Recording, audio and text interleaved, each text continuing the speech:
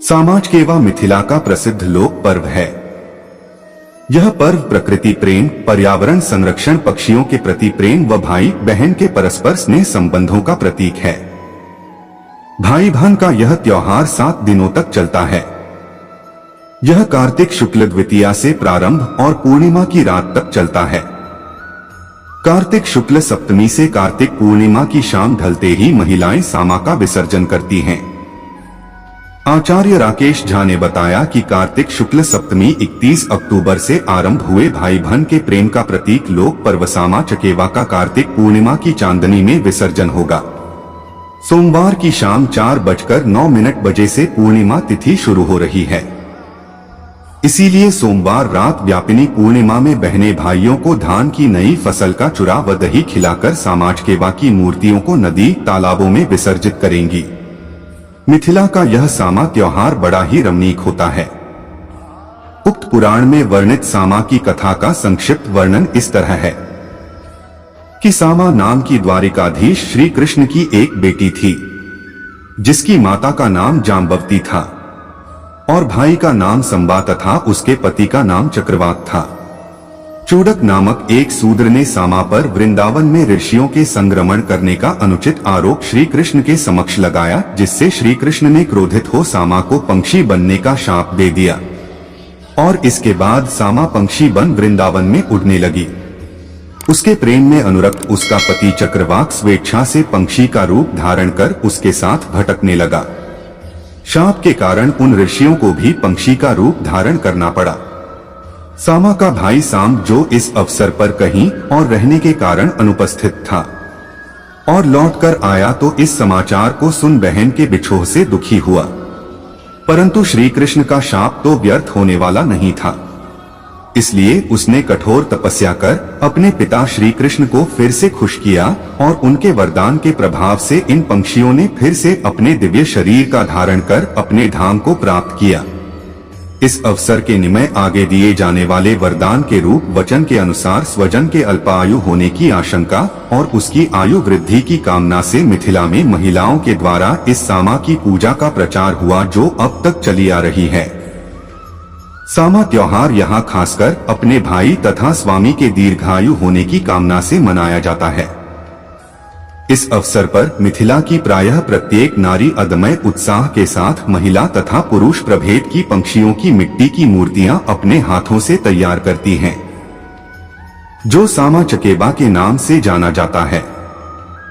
लक्ष्मीनाथ झा की पुस्तक मिथिला की सांस्कृतिक लोक चित्रकला में वर्णित कथा के अनुसार यह सामा श्री कृष्ण की बेटी सामा तथा चकेवा उसके स्वामी चक्रवाक का ही द्योतक है। चक्रवाक का अपभ्रंश ही चकेवा बन गया है। इस अवसर पर निम्न वचन के आधार पर एक पंक्ति में बैठे 7 पंक्षियों की मूर्तियां भी बनाई जाती हैं, जो सतभया कहलाते हैं। ये सप्त ऋषि के बोधक हैं। इस समय 3-3 पंक्तियों में बैठी 6 पार्थिव आकृतियों की मूर्तियां भी बनाई जाती हैं, जिन्हें शीरी सामा कहते हैं। वे ऋतुओं के प्रतीक माने जाते हैं। महिलाएं नए खड़ के तिनकों से वृंदावन तथा लंबी लंबी सन की मूछों से युक्त चूडक का प्रीतक उसकी प्रतिमा भी बनाई जाती है, जो वृंदावन और चुगला कहलाते हैं। सबके अंत में 2 विपरीत दिशाओं की ओर मुखातिब 2 पंक्षियों की मूर्तियां एक ही जगह बैठी बनाई जाती है, जो बाटो भिनो कहलाती है। यह सामा और उसके भाई का प्रतीक माना जाता है, जिन्हें भाग्यचक्र ने विमुख कर दिया था। इसके अतिरिक्त सामा चकेवा की भोजन सामग्री को रखने के लिए ऊपर एक ढक्कन के संग मिट्टी की एक छोटी हंडी के आकार का बर्तन भी बनाया जाता है, जिसे सामा पौती कहते हैं, जिन्हें महिलाएं अपने हाथों से अनेक रंगों के द्वारा निम्न श्लोक के अनुसार रंगती हैं और जो बड़े ही आकर्षक दिखते हैं। इस अवसर पर यहाँ की महिलाएं 10 दिनों में कुल मूर्तियों को तैयार कर और उन्हें बांस की कमचियों से निर्मित एक प्रकार के डलिए, जिसे चंगेरा कहते हैं, उसमें सजाकर पंक्षियों का दाना भोजन नया धान का शीश उसके भोजन के रूप में डाल देती हैं।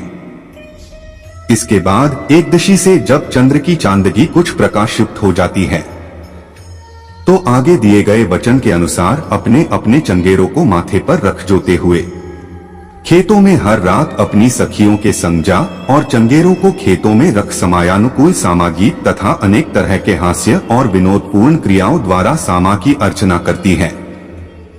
सामा त्योहार के समय आपस में अपनी अपनी रिश्तेदारों के घर सौगात के रूप में कुछ सामा चकेबा की मूर्तियां चुगला वृंदावन और चूड़ा तथा गुड़ चंगेरा में रख भेजना यहाँ की महिलाएं आवश्यक मानती हैं, जिनमें उच्च या निम्न वर्ग का भेद नहीं दिखता है और आपस में प्रेम बढ़ाने की भावना निहित है।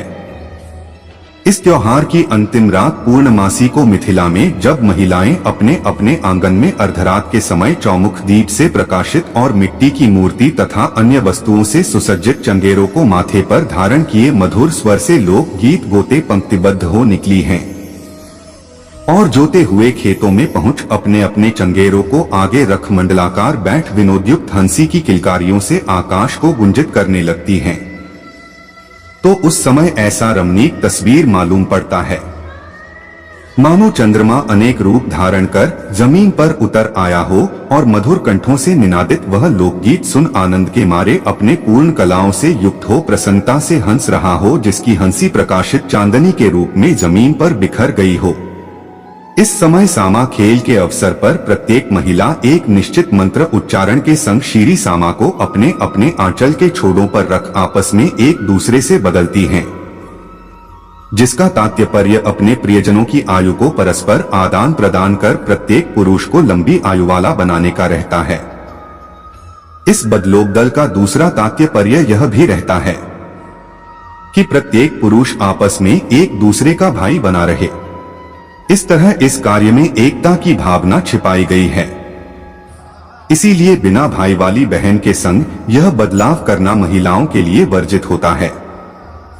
काफी देर तक विनोदपूर्ण लोकगीत के संग हर्षयुक्त खेल खेलने के बाद अंत में ये महिलाएं वृंदावन के तिनकों में आग लगाकर एक तय मंत्रों के साथ चुगला के मूंछों को जला देती हैं और इसके बाद उन अर्ध जली मूंछों वाली मूर्तियों को उनके नीचे लगी लकड़ियों के सहारे उन जोते हुए खेतों में खड़ा कर गाड़ देती हैं, ताकि उनकी दुर्दशा दुनिया के लोग देख सके और चुगली करने की आदत छोड़ दे।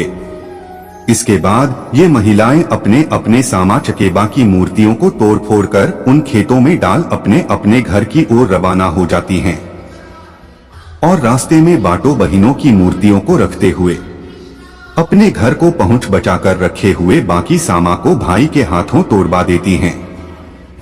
इन सब बातों का यह तात्पर्य है कि इन सब मूर्तियों के रूप में श्री कृष्ण की बेटी सामा शाप मुक्त होकर दिव्य शरीर धारण कर बाट जोहते हुए अपने भाई के पास फिर से अपने धाम को पहुंच गई और चूड़क जिसने चुगली कर सामा पर कलंक लगाया था, वृंदावन के संग जलाकर राख बना दिया गया, ताकि उस प्रकार के लोगों का नामो निशान मिट जाए। मिथिला के इस सामा खेल में कुछ धार्मिक तात्पर्य भी छुपा है। वह यह है कि जैसे ये महिलाएं यह सामा खेलने के लिए कितने मेहनत से तरह तरह से सुंदर मूर्तियों का अपने हाथों से निर्माण तथा रंग रोगन कर खेल के अंत में उन्हें अपने और अपने भाई के हाथों तोड़ देती हैं और दूसरे साल फिर से उसका निर्माण करती है, उसी तरह भगवान अपने मनोरंजन के लिए अपने हाथों से सुंदर वस्तुओं का निर्माण कर जमीन पर सृष्टि की रचना करता है और अपने ही इच्छानुसार अपने हाथों उसे नष्ट भी करता है, अर्थात यह सृष्टि अनित्य है। इन सब कारणों से मिथिला में यह सामा का त्योहार प्राचीन काल से मनाया जाता रहा है। इसी से ज्ञात होता है कि पौराणिक युग से ही मूर्तियों पर चित्रण करने की कला यहाँ की महिलाओं के संग चली आ रही है, जो इस समय भी लोक चित्रकला के रूप में प्रचलित है।